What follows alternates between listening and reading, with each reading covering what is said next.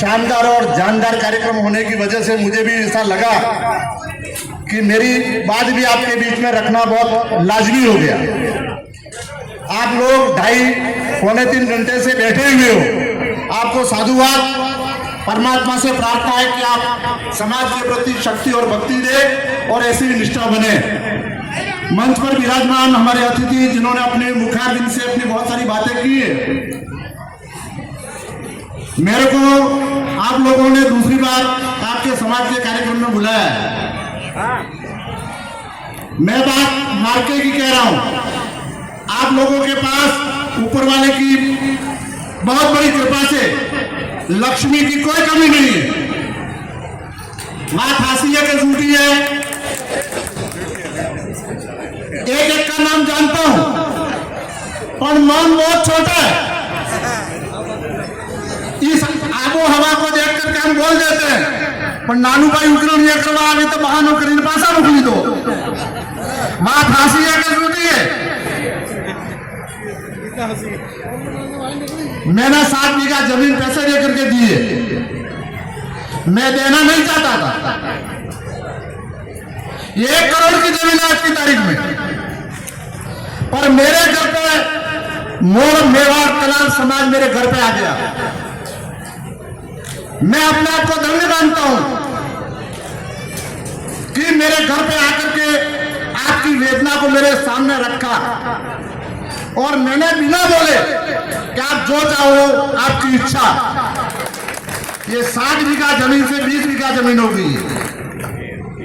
जो आगे होता है उसको बहुत झेलना पड़ता है। समाज के जो अग्रणी, समाज के जो अध्यक्ष और कार्यकारिणी के लोग समय देते बहुत बड़ी बात है। पैसा देकर के तो आदमी जो है वो पीछा छुड़ा जाता है, लेकिन समाज को हैंडल करना बहुत कठिन है।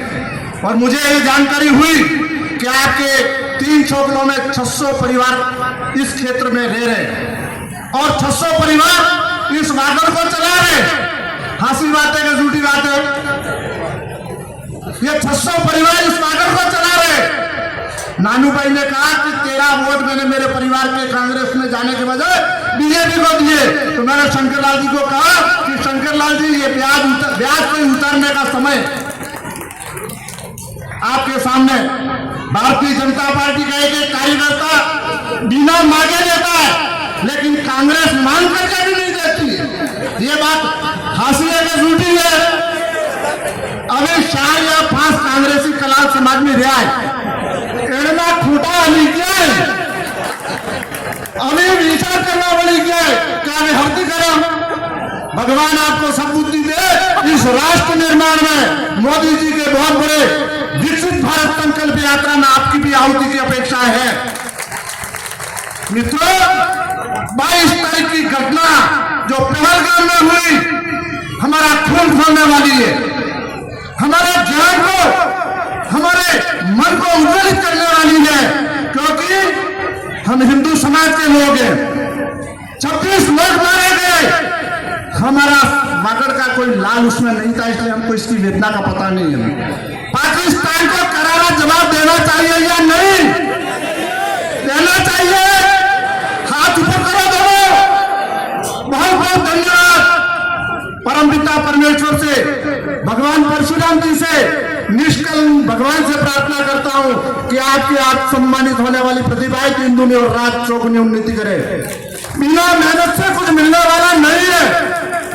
आप किराना की दुकान करते हो ना, सुबह बिना चाय पिए दुकान खोलते हो, बिना खाए दुकान पर बैठते हो, तब जा करके ग्राहक आता है और उससे 2 पैसा मिलता है कि नहीं मिलता है।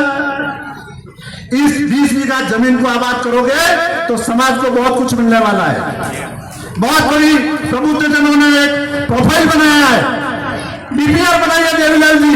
उस बीपीआर को साकार करने का काम आपका है। और कम पड़े तो मेरे जैसे लोगों को और प्रधान जी और प्रमुख जी और शंकरलाल जी डेचा को बुलाना, एक घर पे आप जो मांगोगे वो लेकर के इस झोली में लेकर के आएंगे। पर आपका मन बड़ा होना चाहिए। मैं तो गरीब घर का बेटा हूं। सुबह में एक बार खाना मिलता था, शाम को मेरी माँ चिंता करती थी शाम को कैसे खिलाऊंगे। ये भोगीलाल जी और हम जिला शिक्षा अधिकारी सिरोही में साथ थे। बहुत कठिन समय था। सुबह का खाना होने के बाद में शाम का कैसा होगा भगवान भरोसा था। आप लोगों की यह स्थिति आज नहीं है। खजाने भरे, बैंक का बैलेंस भरा है, लेकिन मन छोटा है। उस मन को खोलिए, आप भी आबाद हो जाओगे। परमात्मा को बहुत आशीर्वाद मिलेगा आपको। लेकिन मन छोटा करोगे तो तिजोरी का ताला भी खोलने के लिए आने वाली पीढ़ी को परेशानी होगी। जो बच्चे एजुकेशन में आगे बढ़ना चाहता, बाबा साहब अम्बेडकर ने कहा था कि समाज के उत्थान के लिए पहली चाबी है शिक्षा। जिसके बाद शिक्षा होगी उसको तिजोरी की चाबी अपने आप मिलेगी। मैं नहीं समझता था कि मुझे भी 1 लाख रुपया पेंशन मिलेगी, ये कल्पना नहीं थी। लेकिन शिक्षा ने एक ऐसी चाबी दे दी कि अभी महीने के 1 लाख रुपए की पेंशन आती है।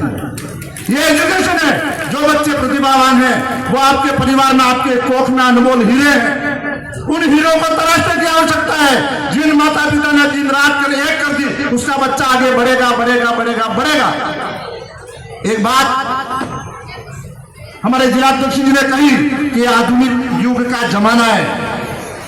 बहक जाओगे तो बिखर जाओगे, दूसरों को देख करके कंपटीशन करोगे तो मर जाओगे। मुझे क्या करना है, कैसे करना है, कैसे बढ़ना है, क्या करना है, स्वयं को सोचना पड़ेगा। और सोच करके आगे बढ़ोगे तो फलित हो जाओगे। 600 परिवार कोई कम नहीं होते इस वागड़ को चलाने के लिए। कम है क्या? कन्हैयालाल भाई कोलखंडा का राजा है, मन बहुत छोटा है। कोलखंडा पाली से मेरी बेटी है वहां। मैं सगाई का समय ज्यादा हो रहा है, बोलूं के बंद करूं? मेरी बेटी का एक रिश्ता है कोलखंडा। मैं कन्हू भाई के घर पे ले गया, कन्हू भाई ये रिश्ता है क्या करूं? तो भाट साहब आग बंद करके कर दो। मैंने कहा कि यार तुम कांग्रेसी हो, मेरे को भरोसा नहीं होता है। नानू भाई पे हमारे कांग्रेस वाले ने वाट लगा दिया। मैंने कन्हू भाई के कहने पर बेटी दे दी और बेटी मेरी बहुत सुखी और संपन्न है। तो आज फिर कहा कि एक बेटी कन्हू भाई और दे रहा हूं, तुम्हारे पहले वाली बात पर विश्वास करके दे रहा हूं। तो उन्होंने कहा कि अगर कोई तकलीफ होगी तो मैं कोलखंडा की जिम्मेदारी ले लेता हूं। ऐसे कन्हू भाई के लिए एक बार ताली बजा दो। बहुत बहुत धन्यवाद। आप आते साल जो प्रतिभा सम्मान समारोह करोगे अमृत भाई, वो ऐसे टेंट में करोगे या हॉल में करोगे? पाकी बात है भाई, अरे पाकी बात है, काशी है। हाथ ऊंचा करो। बहुत बहुत धन्यवाद। परमात्मा से प्रार्थना है कि आपके सबकी इच्छाएं फलित हो। आपके परिवार में आपके कोख से जन्म लेने वाले बेटे और बेटी दिन दुनी रात चौगुनी उन्नति करें। मुझे बहुत अफसोस हुआ कि 2024 के यूपीएससी का रिजल्ट आया जिसमें कलेक्टर बनते, आईएएस बनते हैं। मैंने वो सूची देखी तो वागड़ का कोई भी लाल उस सीढ़ी को नहीं प्राप्त कर सकता। युवाओं से निवेदन करना चाहता हूं कि एक बच्चा हमारा दामड़ी में, एक बच्चा एक रैंक में आया है। कलाल समाज में वो क्षमता है, वो समृद्धि है, वो चीज है। लेकिन आप बच्चों को एक बार यूपीएससी के एग्जाम को दिलाओ। जो बच्ची शक्ति दुबे जो पहली रैंक में आई है, जो एजुकेशन को समझते हैं, भोगीलाल जी बोर्ड प्रदेश से भी आग्रह करूंगा कि उस रैंक को देखो।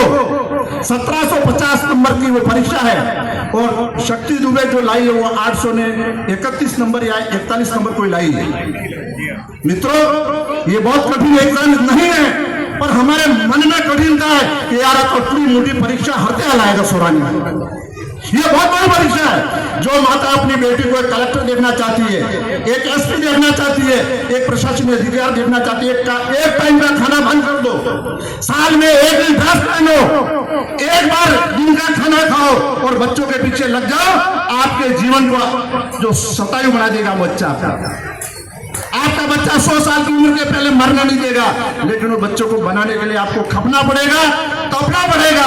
आप इसके लिए तैयार हो तो आप मेहनत करिए। आने वाला समय आपका है। ये बदलती हुई परिस्थितियां है, देश बदल रहा है, दुनिया बदल रही है, समाज बदल रहा है और इंसान बदल रहा है। इस बदलते हुए परिवेश में हमको बदलने की आवश्यकता है। मैंने बहुत कुछ बातें आपके ध्यान में लाई है। पुनः आप सबके श्री चरणों में वंदन और नमन करते हुए मैं अपनी बात को समाप्त करता हूं। जय हिंद, जय भारत, वंदे मातरम।